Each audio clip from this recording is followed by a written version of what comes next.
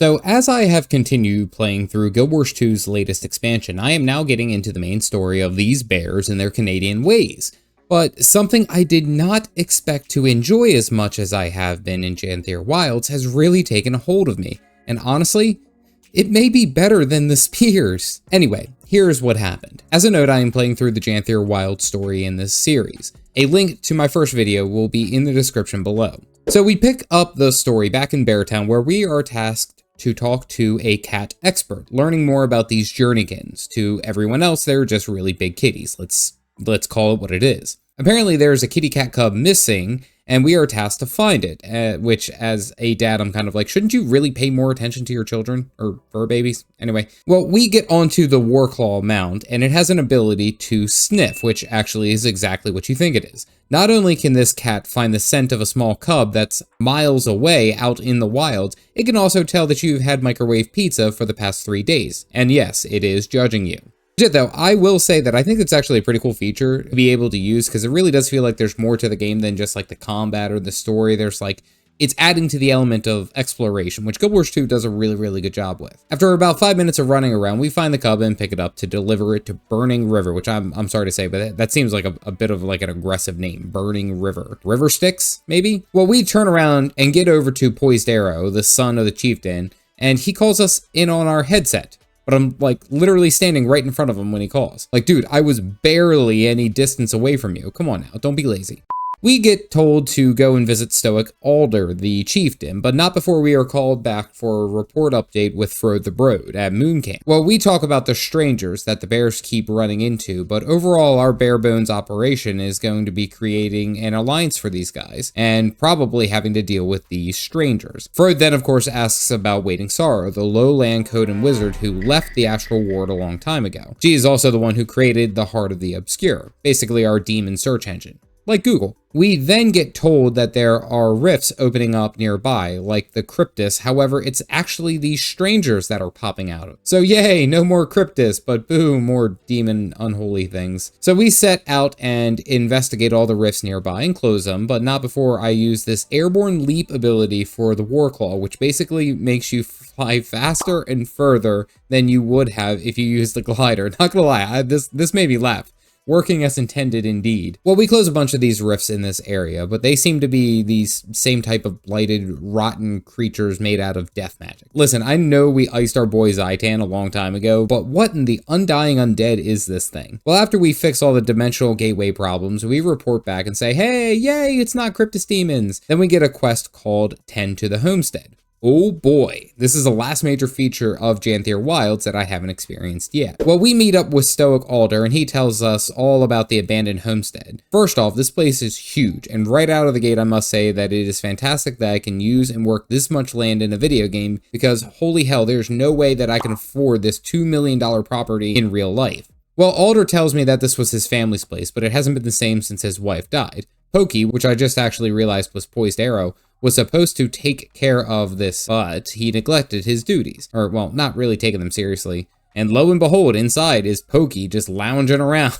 Well, the reason that these two are both like done with the work around here is because it's too painful for them. It reminds them too much of Pokey's mother and Stoic's wife. Well, we clean it a bit and find a memento and give it back to Stoic, and he's like, yeah, this is too much. The whole property is yours. I can't deal with this. Well, we get an instant teleporter to our homestead, regardless of where we are, and that is pretty cool. That's a pretty cool feature. The wife's name is Silken Ware, and she died fighting Jormag. Alder, though, thought that the memento that we just returned to him was with her when she died, but it turns out that she left it here for them to find. Not gonna lie, that's pretty sad. These poor bears. Well, we're tasked to clean up this whole place because, well, now we own it. Oh boy, I can't wait to do literal chores in a video game whilst my real life chores haven't been done in a week. I don't know why, it's more fun in a game. You can't explain that to me.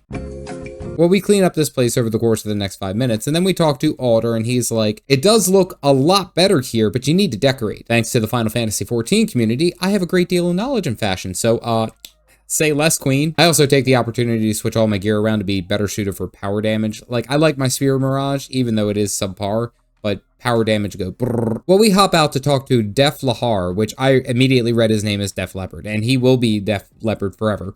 In my mind. Well, he tells me to go out and do my own work while his wife shouts at us from in the back.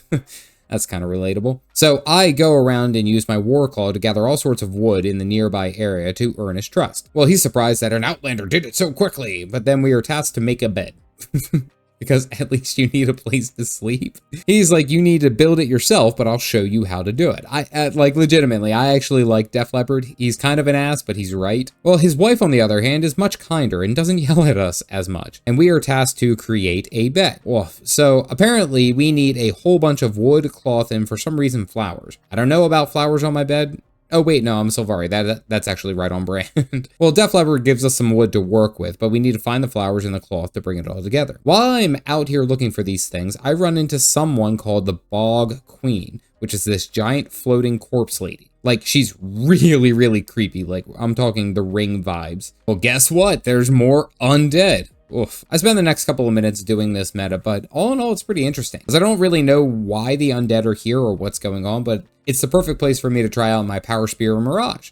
I know, it sounds better in my head. Well, we clean up here and go and finish off gathering the rest of the materials, and I head back to the homestead. It seems that you can use normal materials that you find anywhere else in Tyria and refine it into these things used here in homestead crafting, which is honestly a really, really cool feature. And even if you don't have any interest in making your homestead up to what you want it to be, you could probably sell off a lot of this material as a good amount of money. I'm just saying. Well, I create my bed and I get into the placing interface, and it's actually very straightforward, very intuitive. Not only are the designs pretty fun to move around with, but the precision of the items that you actually place is actually very, very nice.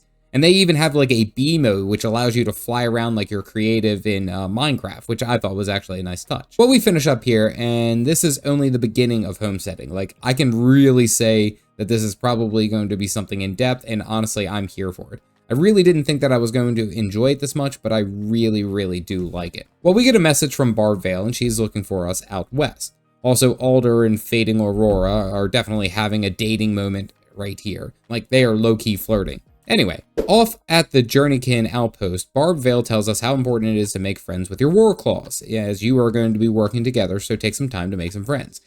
And we spend the next few minutes cleaning up crap, feeding them, but doing the most important big kitty cat thing that you can do, which is to pet them.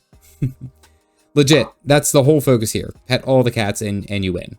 Well, she tells us about the strangers, these rot beast things that have been appearing. They sent out a scouting crew to see if they can find out more information about them, but the scouting crew hasn't been found. So Cave Malice and I go to tag team and search for the scouts. I also take this opportunity to fly with my Warclaw again because look how ridiculous this looks. Working 100% as intended. So the Dream Team and I start exploring where we lost contact, and we are assaulted with tons and tons of these rot creatures. Luckily, I now have swapped to a more power damage focus, and it's a hell of a lot better using the spear. My spear actually does damage now. I will say I probably should go with a greatsword instead of a double sword combo, but I do enjoy the gameplay. Honestly, I like the double swords. Well, we have to use the cat sniffer to search for the party, and again, we're attacked a few more times before we get to the top of this hill, and out of the fog comes this massive rotting tree clops thing. The bear simply points in with fear and says, "Stranger!" Okay, well now we have a proper fight on our hands. We got to take out this champion Blight Beast, and the big boy Greer the Blightbringer runs off. And as a Sylvari, the rot is a very, very real threat to me. I'm just saying, I'm made of plants. and it seems like I accidentally fit the whole vibes of this expansion as coming here as a Sylvari. Nature-style character dealing with rot. I mean, come on now. Well, after a bit of fighting, this Blight Beast goes down, and we get an achievement for not dying. Yay, we're skilled gamers! Anyway, we have to help the wounded scout, but now it seems like there's a bigger problem afoot. So I do have to say, I did not expect to enjoy homesteading feature in this expansion as much as I have. It has legit become one of my favorite things for here, even surpassing, dare I say, my spear, which I really love my spear. My homestead immediately transferred over all my home instance unlocks on top of giving me an instant teleport to get back here at any time. This is such a good quality of life feature I have truly missed, as it was always kind of a hassle to get back to your home instance and farm your daily materials. What I have noticed too is that it seems that you learn the mastery for homesteading, you can build bigger and better things in and around your house, which is actually a really nice touch. You don't have to get a new crafting skill and work that all the way up. Simply just progress the masteries and you're good to go. The story too is also starting to pick up, as encountering the big blight beast and this rock queen hints that there is like some type of undeath elements going on here. Similar to the beginning of Guild Wars 2 original story, but seems a lot more dangerous and intense. I am excited to see where we go from here. If you missed my initial steps into Janthir Wilds, you can click on this video to see my thoughts. Otherwise, stay caffeinated, folks.